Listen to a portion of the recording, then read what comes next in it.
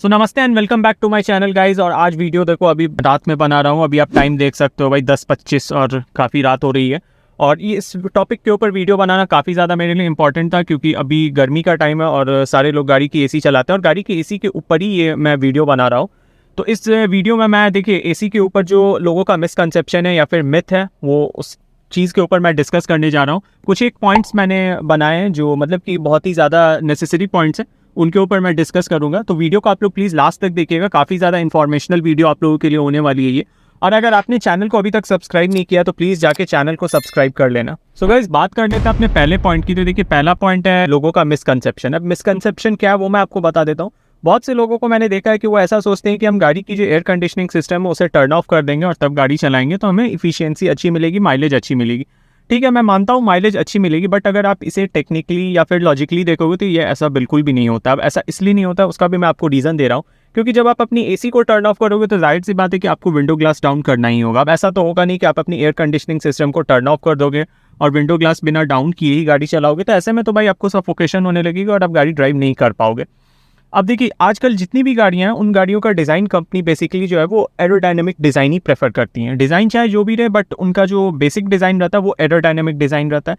Aerodynamic design इसलिए कंपनियां देती हैं क्योंकि उससे क्या है कि जो गाड़ी आगे भागती है ना, वो हवा को चीरते हुए गाड़ी जाती है, उससे एयर रेसिस्टेंस बहुत कम होता है और इफिशियंसी काफ़ी अच्छी गाड़ी की निकलती है। तो आजकल जितनी भी कंपनियां आप देखोगे वो ज़्यादातर फोकस कर रही हैं एरोडायनेमिक डिज़ाइन पे। अब देखिए मैं आपको बता रहा हूँ, जब आप एसी को टर्न ऑफ करोगे और अपनी विंडो ग्लास को डाउन करोगे तो आपके पूरे केबिन के अंदर हवा आ जाएगी। ठीक है, पूरे केबिन के अंदर हवा फिल हो जाएगी, अच्छे से हवा भर जाएगी और एयर रेसिस्टेंस बहुत ज़्यादा हो जाएगा, बहुत ज़्यादा होगा। उससे आपकी गाड़ी की इफिशियंसी अच्छी नहीं निकलेगी। ठीक है, ऐसे कंडीशन में क्या होगा कि अगर आप एसी ऑन करके चलाते हो या एसी ऑफ करके चलाते हो तो बात सेम होगी। अब ऐसे सेम होगी कि एसी अगर आप ऑन करके चला रहे हो तो 2 से 3-4 की आपकी माइलेज नीचे आएगी। ठीक है, और अगर एसी ऑफ करके आप चलाते हो तो ऑब्वियसली बात है विंडो ग्लास आपको डाउन करना ही होगा।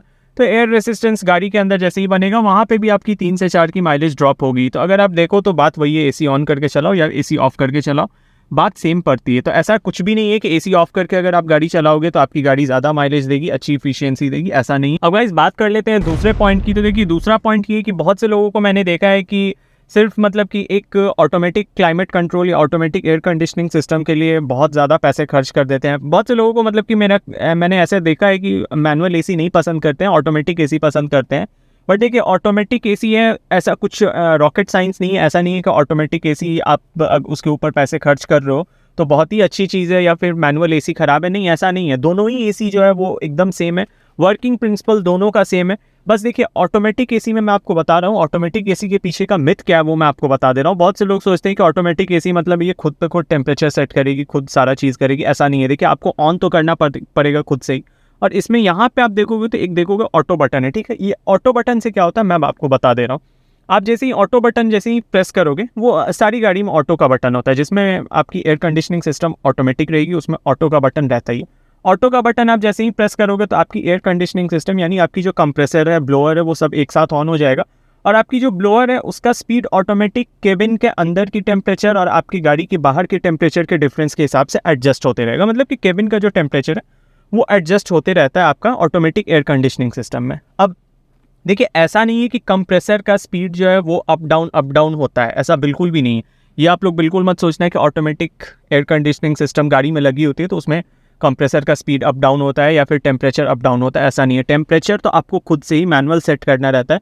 बस ऑटोमेटिक क्लाइमेट कंट्रोल में होता ही है कि आपकी जो ब्लोअर की स्पीड है वो आपकी अप डाउन ऑटोमेटिकली होती है अकॉर्डिंग टू आपकी जो केबिन के अंदर की टेम्परेचर है और गाड़ी के बाहर की टेम्परेचर है, उस हिसाब से। मैं तो यही कहता हूँ भाई कि अगर बहुत से लोगों को मैंने देखा है कि सिर्फ ऑटोमेटिक क्लाइमेट कंट्रोल के लिए अच्छे खासा पैसा मतलब कि लगा देते हैं, बट ऐसा नहीं है। अगर मैनुअल एसी आपको मिले तो मैनुअल एसी में भी आपका काम चल सकता है। मैनुअल एसी में भी आपको खुद से ही टेम्परेचर सेट करना है और वहाँ पे आप सिर्फ एक चीज़ आपको करना होगा, जो आपकी ब्लोअर की स्पीड है वो आपको मैनुअली कंट्रोल करना पड़ता है। यहाँ पे है कि मैनुअली कंट्रोल नहीं करना पड़ता, बस यही है और कोई फ़र्क नहीं है।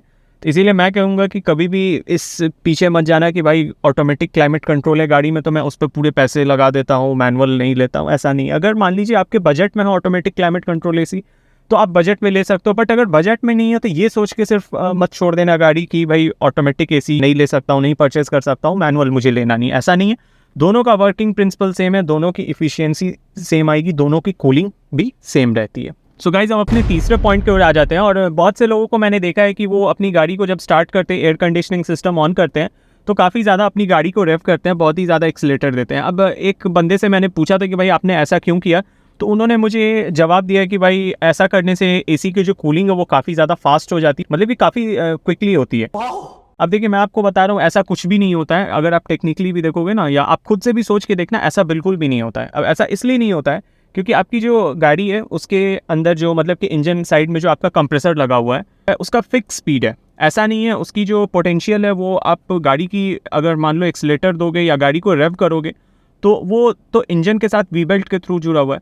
जाहिर सी बात है कि उसकी जो आरपीएम है वो बढ़ेगी, आरपीएम बढ़ती है वो मैं मानता हूँ, बट जो उसकी अंदर की पोटेंशियल है वो उसकी फिक्स रहती है। वो भाई आइडल पे गाड़ी रहे या फिर आप गाड़ी की आरपीएम 6000 7000 पे ले जाओ, बट उसकी जो पोटेंशियल है वो वही रहेगी जो कंपनी उसमें दे रही है। ऐसा बिल्कुल भी नहीं होता है कि आप अपनी गाड़ी की एयर कंडीशनिंग सिस्टम को ऑन करोगे, सपोज करो आपका केबिन बहुत ज़्यादा गर्म है और आपने एयर कंडीशनिंग सिस्टम को ऑन किया और आपने काफ़ी ज़्यादा गाड़ी को रेव कर दिया, एक्सीलेटर लेना शुरू कर दिया, तो आपकी गाड़ी जो है क्विक कूल हो जाएगी, अंदर से केबिन क्विक चिल्ड हो जाएगी।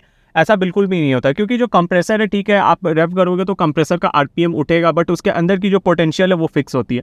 अब ऐसा नहीं है कि आपके घरों में जो लगी हुई डीसी इन्वर्टर एसी है उसके तरह नहीं होता है कंप्रेसर, गाड़ी के कंप्रेसर का स्पीड कि वो कम तेज़ होता है या फिर उसकी इफिशियंसी कम तेज़ होती है, ऐसा कुछ भी नहीं होता है। उसका जो पोटेंशियल है वो फिक्स होता है क्योंकि आप यहाँ पे जैसे ही बटन अपनी ऑटो बटन या फिर एसी बटन को ऑन करोगे आपका कंप्रेसर ऑन हो जाता है और वो कंप्रेसर एक फुल पोटेंशियल पे ही ऑन होता है।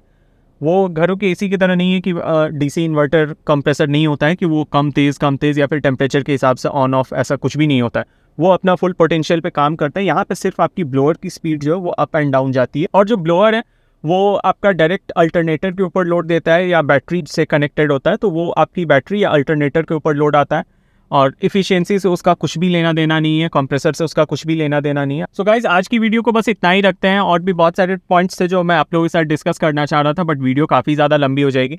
फिर किसी नेक्स्ट वीडियो में मैं आप लोगों के साथ डिस्कस कर लूँगा। और अगर आप लोग किसी अदर टॉपिक पे वीडियो चाह रहे हो तो नीचे कमेंट कर देना, या फिर इस वीडियो से रिलेटेड अगर आप लोगों की कोई क्वेरी हो तो नीचे कमेंट करना, मैं जवाब देने की कोशिश करूँगा। और अगर वीडियो अच्छी लगी हो तो प्लीज़ लाइक कर लेना हमारी वीडियो को, और चैनल को सब्सक्राइब कर लेना। आप सब्सक्राइब करोगे तो भाई हम ऐसे ही आगे इंटरेस्टिंग वीडियोस लाते रहेंगे। Thank you people for patiencefully watching this video.